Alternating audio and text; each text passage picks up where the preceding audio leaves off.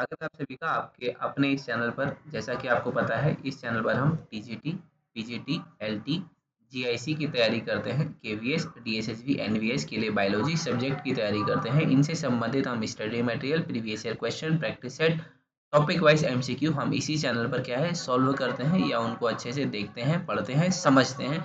चाहे आप दिल्ली से हैं, यूपी से हैं, उत्तराखंड से हैं, बिहार से हैं या भारत के अन्य किसी भी राज्य से संबंधित हैं या वहाँ के निवासी हैं, तो आप इस चैनल को सब्सक्राइब कर दीजिए। ये आप सभी के लिए बहुत महत्वपूर्ण चैनल होने वाला है। तो शुरुआत करते हैं आज के इस वीडियो की, जहाँ पर हम देखेंगे अपने कुमार एंड मलिक की बुक से जनरल इंट्रोडक्शन टॉपिक का पार्ट 5। इससे पहले के पार्ट अगर आपने नहीं देखे हैं 1 से लेकर 4 तक, डिस्क्रिप्शन में उनका लिंक है, आप वहां से देख सकते हैं। शुरू करते हैं। पहला क्वेश्चन है हमारा नेरी, NEERI। जो ये नीरी होता है, नीरी क्या होता है? तो नीरी होता है हमारा national environmental engineering research institute. NEERI की फुल फॉर्म पूछी थी, तो हमारा ऑप्शन नंबर बी है इसका करेक्ट आंसर। और ये नीरी जो संस्थान है या इंस्टीट्यूट है, ये हमारा कहाँ पर है? ये है नागपुर में है ये। ठीक है, तो ऑप्शन नंबर बी। और ये है कहाँ पर? नागपुर में है, तो ये इसका करेक्ट आंसर होगा। चलते हैं अगले प्रश्न की ओर। अगले में हमसे पूछा है कि एक तरफ कॉलम ए है, दूसरा है कॉलम 2, हमें इन दोनों की मैचिंग करानी है। ठीक है, तो जैसा कि आप जानते हैं, पेलिनोलॉजी में हम पढ़ते हैं पॉलन्स के बारे में। ऑन्कोलॉजी होती है कैंसर की स्टडी। ठीक है, कैंसर के अध्ययन को हम बोलते हैं ऑन्कोलॉजी। जो फाइकोलॉजी है, फाइकोलॉजी होता है शैवाल मतलब एल्गियों का अध्ययन, शैवालों के अध्ययन को हम बोलते हैं फाइकोलॉजी। सेरिकल्चर होता है सिल्कवॉर्म से संबंधित। ठीक है, तो हमारा ये करेक्ट होगा। ए का ऑप्शन नंबर एफ होगा। ए का एफ है, तो हमारा ऑप्शन नंबर सी सही होगा। ठीक है, क्योंकि ए का एफ जो है वो सिर्फ इसी ऑप्शन में है। ठीक है, तो आप देखिए ये क्वेश्चन जो है ये इसका सॉल्यूशन है। चलते हैं अगले क्वेश्चन की ओर। अगले क्वेश्चन में हमसे पूछा है वो इंस्टीट्यूट बताओ, वो रिसर्च इंस्टीट्यूट बताओ जिसने दवाई बनाई है एंटी वेनम, मतलब जो जहर सांप जो काटता है उसके जहर से बचने के लिए जो दवाई होती है उसको हम बोलते हैं एंटी वेनम। तो ये कौन सी संस्था बनाती है? ठीक है, तो ये हमारी बनाती है मुंबई में एक संस्था है जिसका नाम है HRI। ठीक है, ये संस्था बनाती है एंटी वेनम, मतलब जहर को काटने की जो दवाई है या मारने की जो दवाई है या जहर से बचाने की जो दवाई है उसको हम बोलते हैं एंटी वेनम। ये बनाती है HRI, जो कि है मुंबई में। और इसकी फुल फॉर्म होती है Haffkine, HAFFKINE, Haffkine research, RESEARCH research institute, INSTITUTE institute. तो हैफकिन का एच, रिसर्च का आर, इंस्टीट्यूट का आई, इन तीनों को शब्द को मिला के क्या बनता है? HRI। ठीक है, और ये कहाँ पर है? मुंबई में। अगला प्रश्न है स्टडी ऑफ फ्लावर, मतलब पुष्पों के अध्ययन को हम क्या बोलते हैं? तो इसको बोलते हैं एंथोलॉजी। हमारा ऑप्शन नंबर बी करेक्ट होगा। इसको कहीं कहीं पर किसी किताब में एंथोलॉजी भी कहते हैं। एग्रोस्टोलॉजी में हम पढ़ते हैं जो घास का मैदान होता है या जो लॉन्स होते हैं उनके अध्ययन को हम बोलते हैं एग्रोस्टोलॉजी। स्पर्मोलॉजी में हम पढ़ते हैं बीजों का अध्ययन, बीज मतलब सीड, इसके अध्ययन को बोलते हैं स्पर्मोलॉजी। मेलाकोलॉजी में हम पढ़ते हैं मोलस्क, जो कि एक फाइलम होता है हमारा, उसके अध्ययन को हम बोलते हैं मेलाकोलॉजी। ठीक है, चलते हैं अगले प्रश्न की ओर। अगले प्रश्न में हमसे पूछा है स्टडी ऑफ एजिंग, मतलब जो हमारी एज है उसके बढ़ने के, जो एज आपकी, अब जैसा होता है ना, पहले आप बच्चे थे, फिर आप थोड़े बड़े होते हैं, फिर आप बूढ़े होते हैं, फिर आपकी डेथ हो जाती है, तो ये एजिंग की जो प्रक्रिया है, ठीक है, इसको हम क्या बोलते हैं? ठीक है, ये पैलिनोलॉजी बोलते हैं, जेनेटिक्स बोलते हैं, जीरोंटोलॉजी बोलते हैं या स्पेरियोलॉजी हम इसको कहते हैं। तो हम इसको बोलते हैं जीरेंटोलॉजी। एजिंग की जो अध्ययन होता है उसको हम बोलते हैं जीरेंटोलॉजी। ऑप्शन नंबर बी हमारा करेक्ट आंसर है। अगला क्वेश्चन है IPGRI, जो ये संस्था है इसका हमें क्या बताना है? इसका बताना है फुल फॉर्म।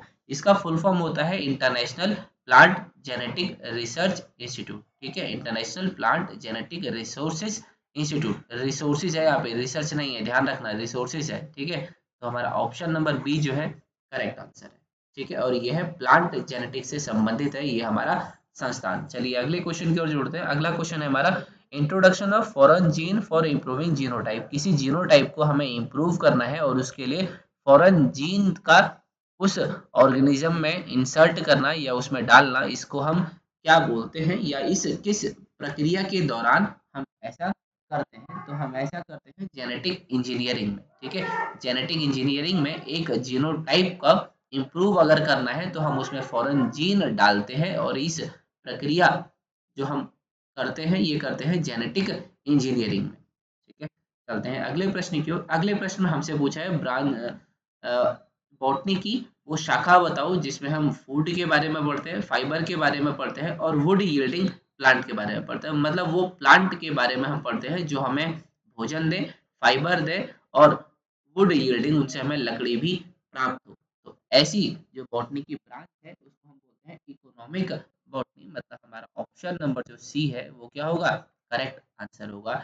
अगला क्वेश्चन है जो टैक्सन है पेंटोजाइले ये किसने दोबारा बनाया था। रिकंस्ट्रक्टेड का मतलब है दोबारा इसमें मॉडिफिकेशन करके चेंजेस करके बनाया था। तो ये बनाया है हमारा बीरबल साहनी। ठीक है, बीरबल साहनी ये है हमारे फेमस पैलियो बॉटनिस्ट।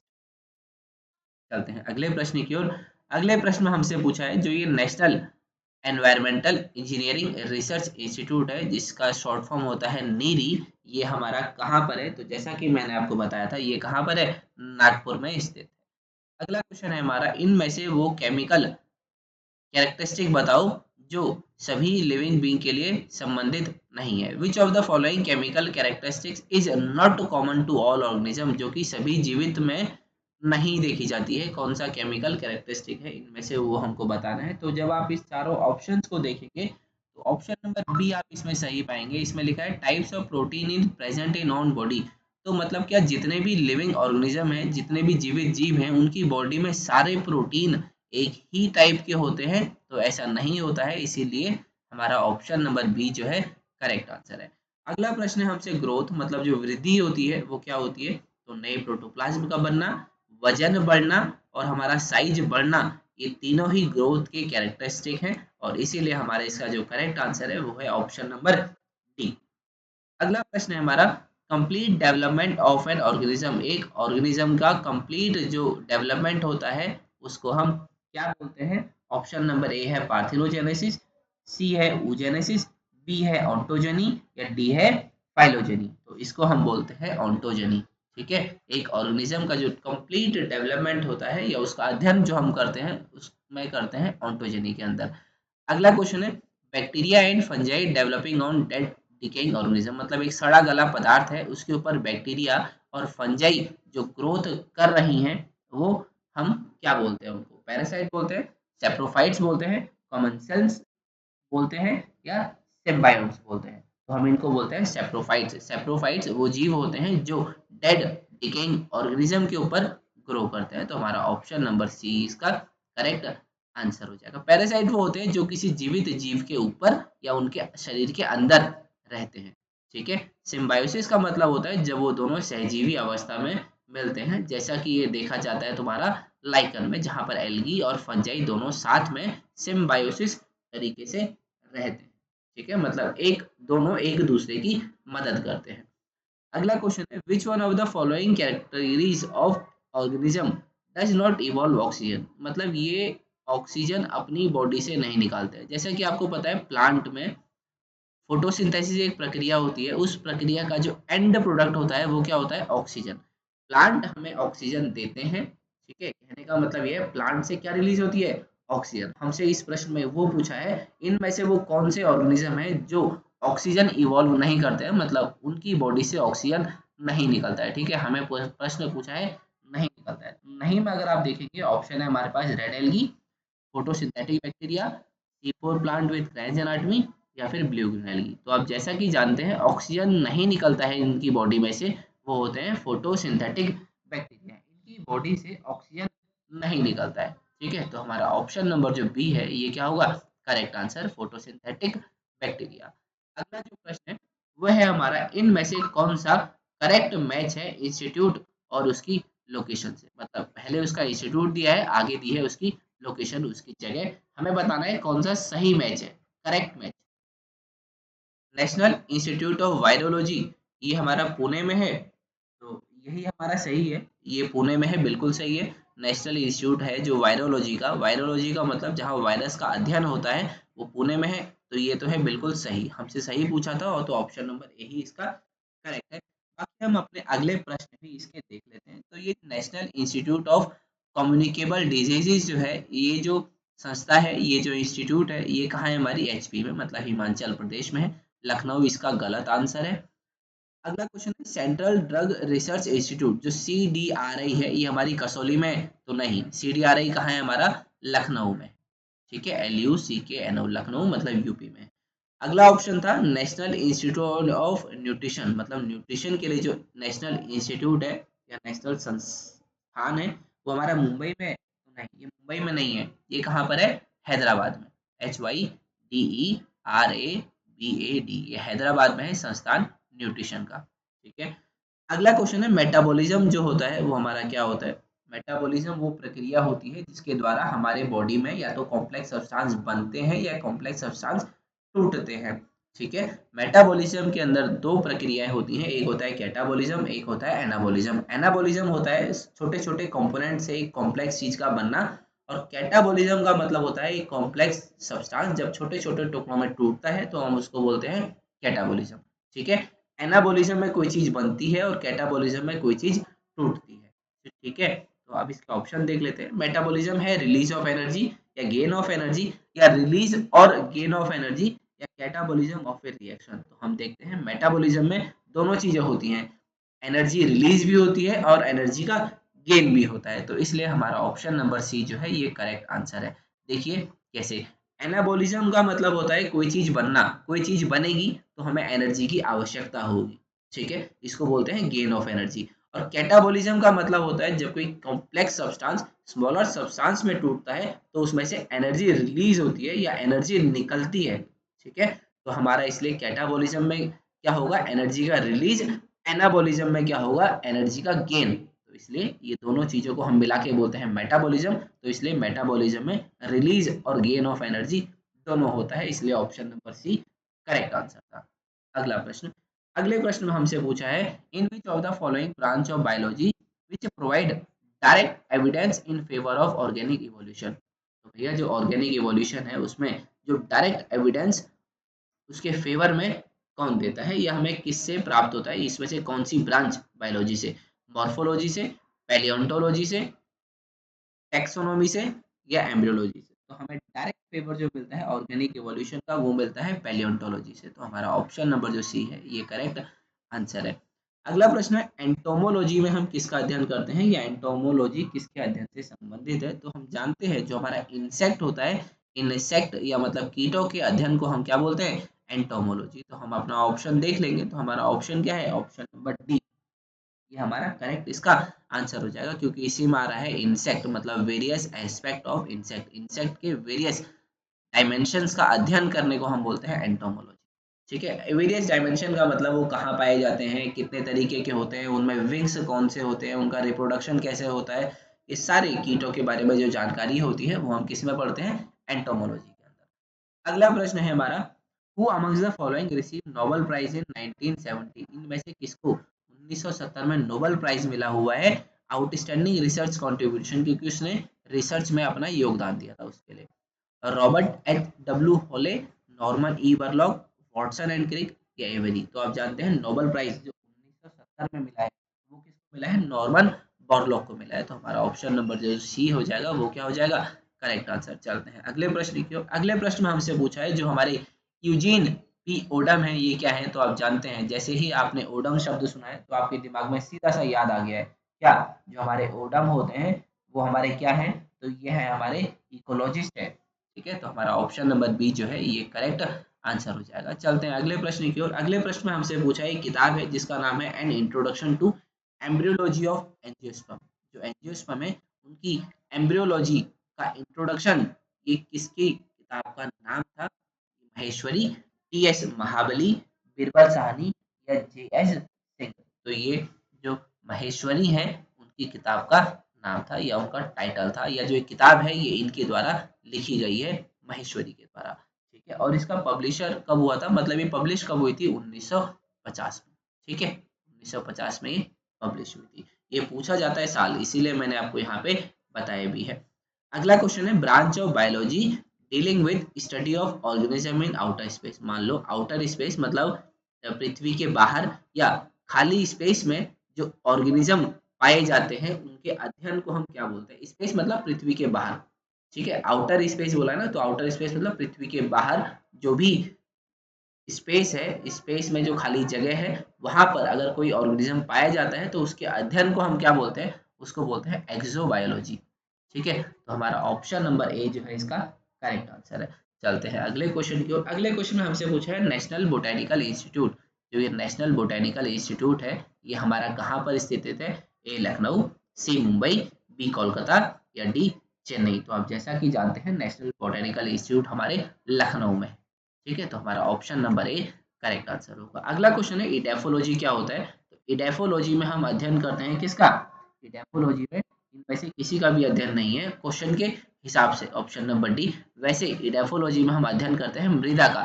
मृदा को इंग्लिश में हम बोलते हैं सॉइल। ठीक है, मिट्टी या मृदा के अध्ययन को हम बोलते हैं इडेफोलॉजी। ठीक है, चलते हैं अगले प्रश्न की ओर। अगले प्रश्न में हमसे पूछा है the scientist who through his extensive researches found that the regular recurrence of rust disease. आपको ये शब्द ध्यान रखना है, रीअकरेंस ऑफ रस्ट डिजीज मतलब जंग नामक जो रोग है वो बार बार हो जा रहा है एक खेत में या पर्टिकुलरली इंडिया में प्रत्येक साल ऑन व्हीट गेहूं के प्लांट पर इन इंडिया भारत में is due to the pathogenic fungal inoculum. मतलब जो पैथोजेनिक फंगस है या फंगल इन्फेक्शन वहां पर हो रहा है, inoculum carried through wind current from hills to plain. Hills से ये बीमारी प्लेन्स में आती है विंड करेंट्स के द्वारा, मतलब हवा से फैलती है, या जो इसके स्पोर्स हैं वो हिली एरिया से प्लेन्स एरिया में आ जाते हैं हवा के माध्यम से और जंग नामक बीमारी करते हैं गेहूं के प्लांट पर, वीट प्लांट पर। तो ऐसा किसने देखा था भारत में? ये प्रत्येक साल ऐसा हो रहा है कि हिल्स से प्लेन्स में ये बीमारी आ रही है हवा के द्वारा और ये हो रही है फंगल के कारण, मतलब फंगस के कारण ये हो रही है। ठीक है, तो ऐसा किसने बताया है? तो वो बताया है केसी मेहता ने। केसी मेहता ने बताया था, या ये संबंधित है हमारे रस्ट डिजीज के खोज से, या जो भारत में प्रत्येक वर्ष बार बार ये डिजीज हो रही है फंगस के द्वारा गेहूं के प्लांट पर, ऐसा बताने वाले हमारे जो व्यक्ति थे वो थे केसी मेहता। ठीक है, चलते हैं अगले प्रश्न की ओर। अगले प्रश्न में हमसे पूछा है फेमस जो बोटेनिकल गार्डन ऑफ क्यू ये कहाँ पे है? तो क्यू एक जगह है इंग्लैंड में, वहीं पर है ये वो famous botanical garden of Q. ठीक है, क्यू का जो फेमस बोटेनिकल गार्डन है वो कहाँ पर है? इंग्लैंड में है। ठीक है, तो ऑप्शन नंबर बी आपका करेक्ट आंसर होगा। अगला क्वेश्चन है IRRI। आपसे इसका फुल फॉर्म भी बहुत सारे एग्जाम्स में पूछा जाता है, जैसे एलटी के एग्जाम में पूछा जाता है, एलटी उत्तराखंड का है, और टीजीटी में भी ये पूछा गया हुआ है। तो देखो, इंटरनेशनल राइस रिसर्च इंस्टीट्यूट ये है IRRI की फुल फॉर्म। ये हमारा कहाँ पर है IRRI? तो ये है हमारा फिलीपींस में। ठीक है, बहुत सारे बच्चे इसका आंसर मैक्सिको लगाते हैं, लेकिन मैक्सिको इसका गलत आंसर है। क्या है करेक्ट आंसर? क्या है? फिलीपींस। ठीक है, IRRI मतलब ये जो चावल वाला संस्थान है तो ये कहाँ पर है हमारा? फिलीपींस। चलते हैं अगले प्रश्न की ओर। अगले प्रश्न में स्टडी ऑफ ड्रग प्लांट्स, मतलब वो प्लांट्स जिनसे हमें दवाइयाँ मिलती हैं, ड्रग्स आमतौर पर हम दवाइयों को बोलते हैं। ठीक है, मेडिकल की भाषा में।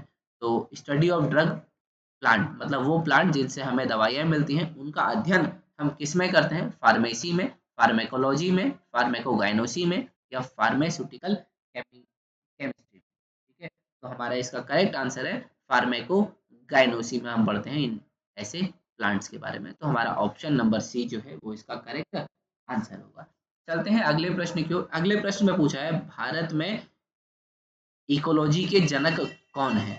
ठीक है, father of ecology in India. Bharat में फादर ऑफ इकोलॉजी किसको जाना जाता है? MS Swaminathan, SL Mehta, P Maheshwari या रामदेव मिश्र। तो आपको करेक्ट आंसर पहले से पता है, जो हमारे रामदेव मिश्र होते हैं इनको जाना जाता है भारत में फादर ऑफ इकोलॉजी।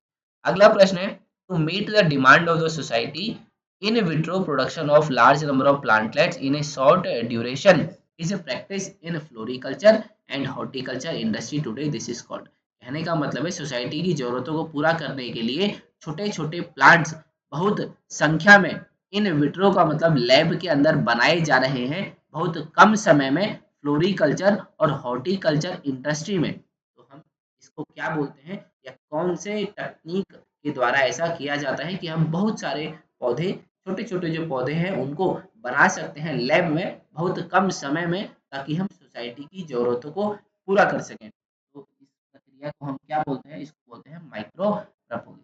ठीक है, तो हमारा ऑप्शन नंबर डी बिल्कुल सही हो जाएगा, इसको बोलते हैं माइक्रो प्रोपोगेशन। ठीक है, अगला क्वेश्चन है हमारा, एक संस्थान है जिसका नाम है central sugarcane breeding research station. ये हमारा कहाँ पर है? Central sugarcane breeding research station ये हमारा कहाँ पर है, शिमला, देहरादून, कोयम्बटूर या कोलकाता। तो ये है हमारा कोयम्बटूर में है, ठीक है, कोयम्बटूर में है ये संस्थान जहाँ शुगर केन के ऊपर रिसर्च करी जाती है। अगले प्रश्न की ओर चलते हैं। अगले प्रश्न में हमसे पूछा है जो हमारी ग्रे बायोटेक्नोलॉजी है ये किसको दर्शाती है या किससे संबंधित है। ठीक है, बायोटेक्नोलॉजी आपको पता है, लेकिन जो ग्रे बायोटेक्नोलॉजी है ये हमारी संबंधित होती है इंडस्ट्रियल प्रोसेस से। ठीक है, जहाँ पर हम इंडस्ट्री के लिए बहुत सारे प्रोडक्ट इस्तेमाल करते हैं बायोटेक्नोलॉजी की मदद से, तो उसको हम बोलते हैं ग्रे बायो। अगला है स्टडी ऑफ फ्रूट। फ्रूट के अध्ययन को हम क्या बोलते हैं, या जो हमारे फल है फलों के अध्ययन को हम क्या बोलते हैं, वो बोलते हैं पोमोलॉजी। ठीक है, फलों के अध्ययन को हम पोमोलॉजी, और ये सारे क्वेश्चन ऑप्शंस जो हैं वो हम पहले की वीडियोज में डिस्कस कर चुके हैं, तो हम इस वीडियो में डिस्कस नहीं करेंगे। अगला और इस वीडियो के आज का आखिरी प्रश्न है कि हमसे पूछा है माइक्रो प्रोपोगेशन जो क्या होती है। माइक्रो प्रोपोगेशन तो अभी थोड़ी देर पहले मैंने आपको बताया था। माइक्रो प्रोपोगेशन होता है, क्या होता है, प्लांट लेट्स का प्रोडक्शन लैब के अंदर बहुत कम समय में, इसको हम बोलते हैं माइक्रो प्रोपोगेशन। ठीक है, तो इसमें ट्रू टाइप प्लांट्स हम बनाते हैं इन विट्रो। इन विट्रो मतलब लैब के अंदर, इस तकनीक को हम बोलते हैं माइक्रो प्रोपोगेशन। तो हमारा ऑप्शन नंबर ए क्या हो जाएगा, करेक्ट हो जाएगा। तो ये थे हमारे इस वीडियो के क्वेश्चन, और इसी के साथ हमारा ये टॉपिक जो है जनरल इंट्रोडक्शन कंप्लीट हो गया है कुमार एंड मलिक की बुक से। और ऐसे ही वीडियोस देखने के लिए आप चैनल को सब्सक्राइब करें और वीडियो को लाइक करें। धन्यवाद, और कमेंट सेक्शन में बताएं आपको ये वीडियो कैसी लगी। और आप हमसे सोशल मीडिया हैंडल पर भी जुड़ सकते हैं, मतलब यूट्यूब पर फॉलो कर सकते हैं, टेलीग्राम पर भी फॉलो कर सकते हैं और इंस्टाग्राम पर भी फॉलो कर सकते हैं। इन तीनों का लिंक मैंने वीडियो के डिस्क्रिप्शन में दिया हुआ है। धन्यवाद।